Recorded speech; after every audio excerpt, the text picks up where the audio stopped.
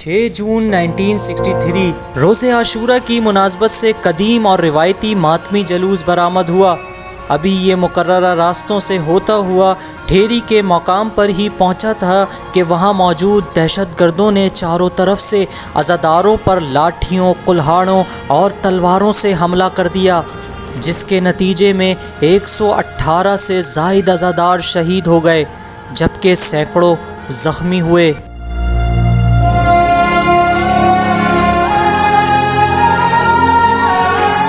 ये वाक़या आज से 50 साल कबल पेश आया, लेकिन इस सानहे के दिलखराश मनाजिर आज भी दिल दहला देते हैं।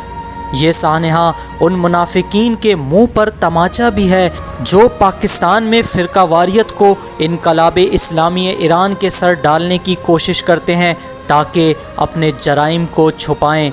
लेकिन सानहे ठेरी की कटी हुई लाशें आज भी चीख चीख कर कह रही हैं, इनके कातिल वही हैं जिन्होंने पाकिस्तान में तकफीरियत और वहाबियत की बुनियाद डाली।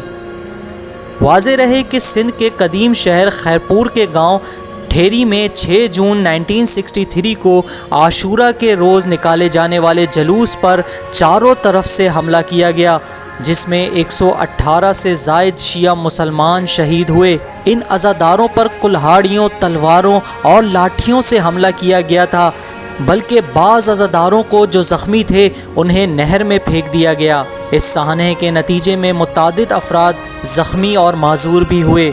इस दिलखराश सानहे में शहीद होने वालों को एक मखसूस जगह पर दफन किया गया, जिसको गंजे शहीदा का नाम दिया गया। आज खैरपुर शहर में कायम गंजे शहीदा सानहे ठेरी की याद को ताज़ा कर देता है और आज भी मोमिनीन गंजे शहीदा जाकर इन शहदा से रूहानी फैज़ हासिल करते हैं।